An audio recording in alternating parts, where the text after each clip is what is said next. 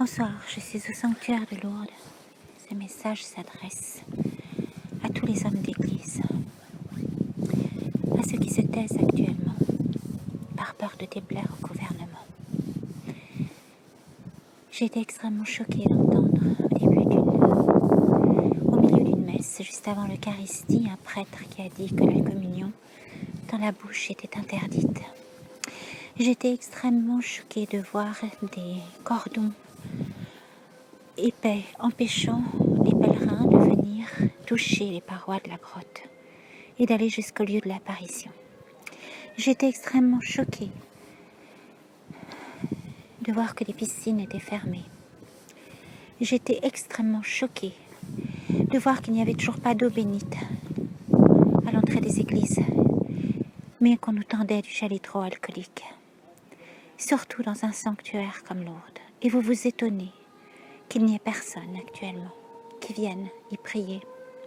Et vous vous étonnez et vous vous inquiétez plus de l'effondrement de l'économie que de l'effondrement de la foi. Alors moi je vous le dis, je suis allée voir Marie ce soir et j'étais comme tout le monde en prière devant elle. Je n'avais pas mon masque parce que je ne me masque pas devant Dieu et devant ma mère du ciel, d'accord?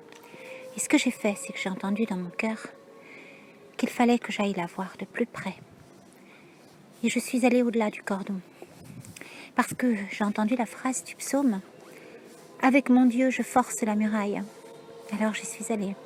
Je suis allée au-delà du cordon, comme le 31 décembre d'ailleurs, et je me suis agenouillée juste à ses pieds. Et j'ai touché la paroi de la grotte avec mon front, avec ma bouche. J'étais tout près d'elle. Quand je levais les yeux, je la voyais toute blanche, illuminée, dans son alvéole de pierre. Et j'ai ressenti une grande joie. J'étais allée au-delà des interdictions et des préceptes humains, intéressée par l'économie et par tout le reste. Et je suis allée au-devant de Dieu et de sa Sainte Mère. Mon cœur battait très vite, mais j'étais dans la paix. C'est comme si je disais à Marie, tu vois, tu es plus forte qu'eux. Je crois en toi, enfin, je crois en Dieu, et j'ai confiance en toi. Et tu comptes plus, les préceptes de Dieu sont au-dessus de ceux des hommes. Dieu premier servi. C'est comme si je lui offrais ma foi. Ensuite, je suis retournée à ma place et j'ai été heureuse de voir qu'une femme, masquée pourtant, a fait la même chose.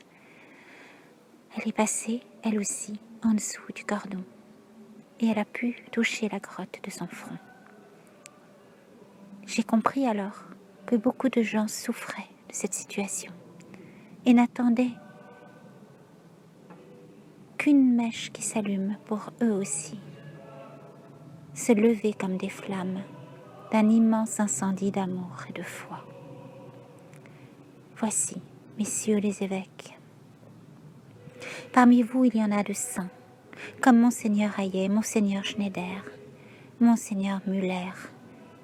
Il y en a de saints, de courageux qui disent les choses, qui dénoncent le totalitarisme à prétexte sanitaire et tout son corollaire d'esclavage, parce que c'est cela, c'est un esclavage numérique et moderne. Et puis il y a ceux qui se taisent, ceux qui craignent plus les gouvernements, le gouvernement mondial, que le nom de Dieu, qui craignent plus le nom mondial que le grand nom de Dieu, le nom sacré de Dieu, et qui se taisent sur toutes ces maltraitances des populations, qui se taisent sur les martyrs, sur ceux qui ont été chassés de leur travail, sur ceux qui n'ont plus aucun droit, parce qu'ils ont simplement voulu rester fidèles à leur humanité. Alors à ces évêques qui se taisent, je dis réveillez-vous, pour ne pas être un jour répertoriés dans les annales de la collaboration mondiale. Réveillez-vous, il en est encore temps. Et proclamez à haute voix à qui vous faites allégeance, à notre Seigneur Jésus-Christ ou à Satan.